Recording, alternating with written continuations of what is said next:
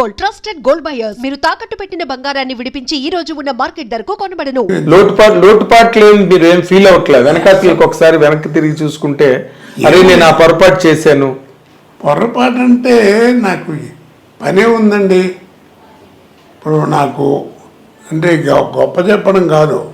ఇప్పుడు నా పక్కన కనీసం ఒక 50 మంది ఉన్న లేడీస్ వేసుంటారు. వాళ్ళ ఫోన్ నెంబర్లు కానీ వాళ్ళతో మాట్లాడటం అంటే షూటింగ్లో తప్ప అట్లాంటి గొడవలు నాకు అసలు ఆ గొడవలే లేవు. నేను నాటకాల దగ్గర నుంచి కూడా ప్రొఫెషన్లో ఉన్న వాళ్ళతో జాగ్రత్తగా ఉండాలి. ఓకే, అది నాకు మా అన్నయ్య నేర్పినటువంటి విద్య. నా ఫస్ట్ గురువు మా అన్నయ్యే. రే తోటి కళాకారుడు ఎవరైనా సరే నిత్య చేసేవాళ్ళు, ముఖ్యంగా ఆడవాళ్ళు ఉంటే చాలా జాగ్రత్తగా ఉండాలి, లేకపోతే కెరియర్ పాడైపోద్ది అనేవారు. ఊరికే మాట్లాడటానికి ఏమో జోకులు మీకు తెలియదు. అదే నేను ఎక్కడ కూర్చున్నా 10 మంది చేస్తారు. మీరు నిజంగా అలాగే ఉన్నారండి శ్రీరామచంద్రుడిలాగా? శ్రీరామచంద్ర సినిమాకి సంబంధించినంత వరకు అలాగే ఉన్నానండి. అవునా? మీరు నమ్మండి నమ్మకపోండి. కాన్ఫిడెంట్ ప్రామిస్ చేస్తా. అంతేనా? ఎవరినైనా అడగండి. కదా నేను అంటుంది ఎవరినైనా ఒక పాపులర్ స్టార్గా.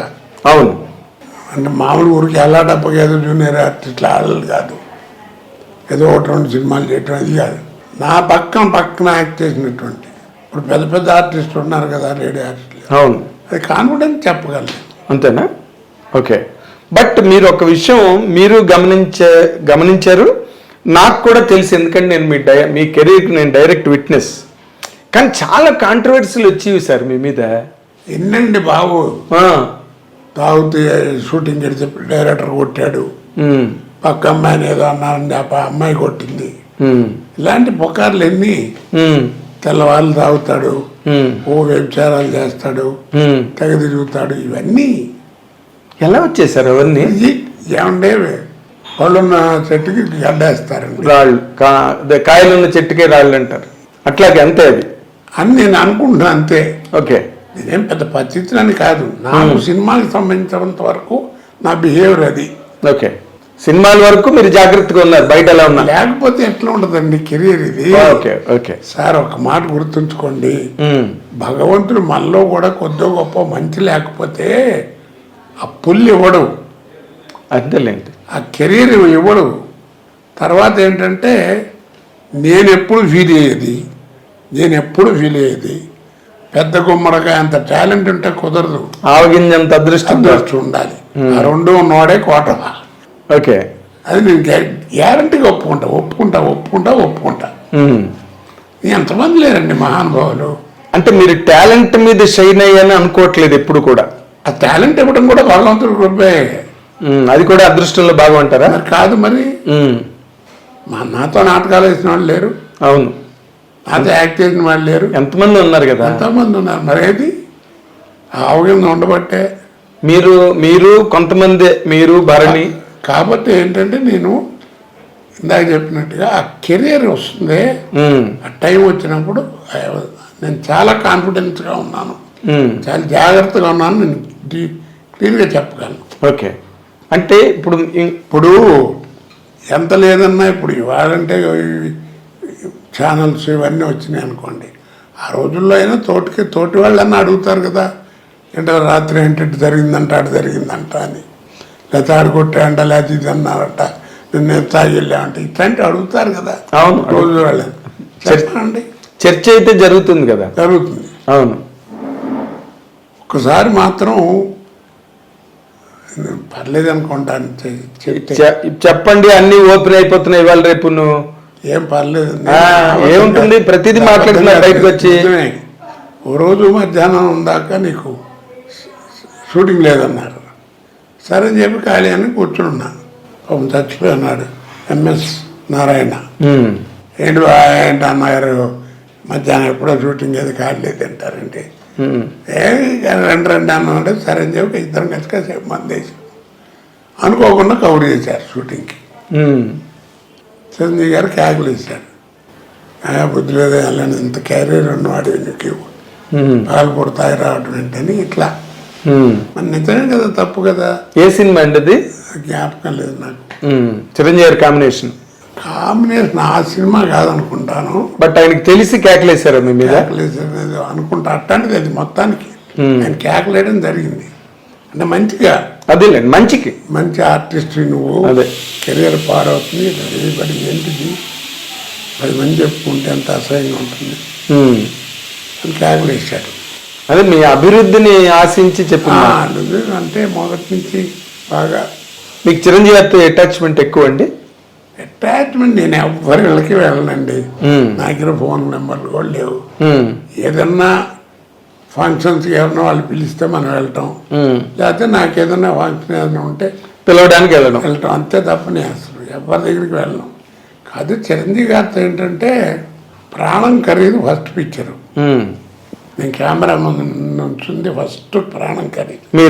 నేను వాసు గారు డైరెక్టర్. అవును, కే వాసు డైరెక్టర్. మనం పోయారు కదా. అవునండి. ఆయన ఆ సినిమాలో చిరంజీవి గారు కూడా యాక్ట్ చేశారు. అవును, తెలియదు, నేను ఎవరో తెలియదు, ఆయన ఎవరో నాకు అంతవరకు తెలియదు. రాజమండ్రిలో అప్సరా హోటల్ దగ్గర ఉంటే ఒక రోజు సాయంకాలం పూట 7 గంటల వేళ ఒక టేప్ రికార్డులు కదా, అప్పుడు మ్యూజిక్ వినపడి ఇది చేస్తుంది ఏంటని చెప్పి వెళ్ళి చూసా.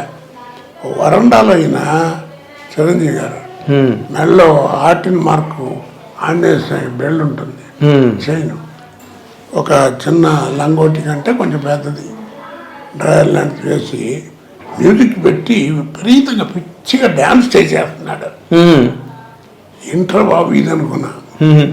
అప్పుడు చూసా ఆయన్ని మొట్టమొదటిసారి చూసింది అది. అంటే ఎంత శ్రమ పడాలి ఆర్టిస్ట్ అంటే, సినిమాల్లో ఎంత పడతారని తెలిసి వచ్చింది నాకు. ఓకే. అప్పటి నుంచి ఆ తర్వాత ఆ సినిమాలో అప్పుడప్పుడు మాట్లాడడం, తర్వాత నేను కూడా యాక్ట్ చేశానండి ఆ సినిమాలు అంటే అలాగా ఆయన అంటాం. సరే, దానితో వేషాలు రావటం. చాలా సినిమాలు చేశారు కదా మీరు ఆయనతో, కాంబినేషన్స్. ఫస్ట్ ఆయనకి ఆపోజిట్ ఫిల్మ్ చేసింది ఫస్ట్ పిక్చర్ 786, ఖైదీ నెంబర్ 786. ఆయనకి ఆపోజిట్ చేసింది. ఓకే. దానికి కూడా చాలా సెలక్షన్, వ్యవహారం, ట్రస్ట్ చేస్తూ చిరంజీవి గారు అందరూ చూడటం, ఇది ఓకే చేసుకోవడం. ఓకే. అంటే దానికి ఇంకొకరిని ఎవరినైనా అనుకుని మీరు వచ్చారా, లేకపోతే ఆ విషయాలు నాకేం తెలియదు. ఓకే, మొత్తానికి ఓకే. బట్ మీరు ఒక్కసారి మీ కెరీర్ని కనుక వెనక్కి తిరిగి చూసుకుంటే చాలా లాంగ్ కెరీరు, చాలా గ్లోరియస్ కెరీర్ మీది. అంటే కోట లేనిదే సినిమాని ప్లాన్ చేసుకోలేదు ఎవరు, నాకు తెలిసి ఆ విషయం. శత్రువు సినిమా మీకు చాలా పెద్ద బ్రేక్ కోడి రామకృష్ణ గారి ద్వారా.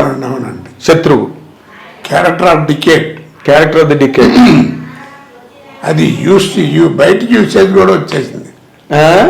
బయట కూడా మాట్లాడుకోవడమే ఆ కేక.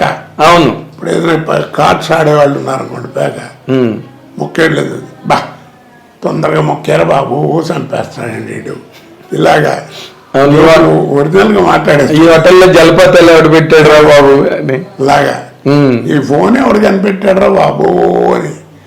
దాన్ని అలా అది మామూలు జనజీవితంలోకి వచ్చేసింది, ఆ మాట వచ్చేసిందండి. చాలా మీరు ఒక మంచి మాట చెప్తానండి, ఇన్ని వేషాలు ఇలా కనపడుతున్నాయి కదా, ఒక్క వేషం కూడా ఒక రోజు ముందు పిలిచి నాకు చెప్పింది ఒక్క వేషం లేదండి. నిజంగా భగవంతుడు ఎంత ఎలాంటి మరి జీవితం ఎలా ఇచ్చారు చూడండి.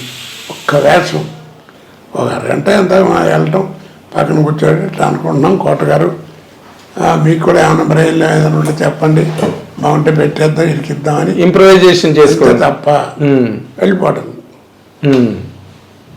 అంటే మీరు ఒక అంటే నేను ఎందుకంటే ఇంకో ఎంత చెప్తాను నేను, కొన్ని సినిమాలు పేర్లు చెప్పకూడదు, పైవాడి డైలాగు కిందవాడి డైలాగు ఉండేది, మధ్యలో కోట లేకపోతే క్యారెక్టర్ పేరు ఉండేది కదా, కోట చూసుకుంటాడని రాసేవారు. అది డైలాగ్ మీది. అక్కడ డైలాగ్ కోట చూసుకుంటాడు అన్నది మీ డైలాగ్. మీరు వచ్చి ఫిల్ చేసుకోవాలి, ఫిల్ అప్ ది బ్యాంక్స్. అంటే పెద్ద పెద్ద వాళ్ళ చిరంజీవి గారి హీరో అలాంటి సినిమాలు కాదు, ఒక మీడియం రేంజ్ సినిమాలు ఉంటాయి కదా. అవును. Medium range.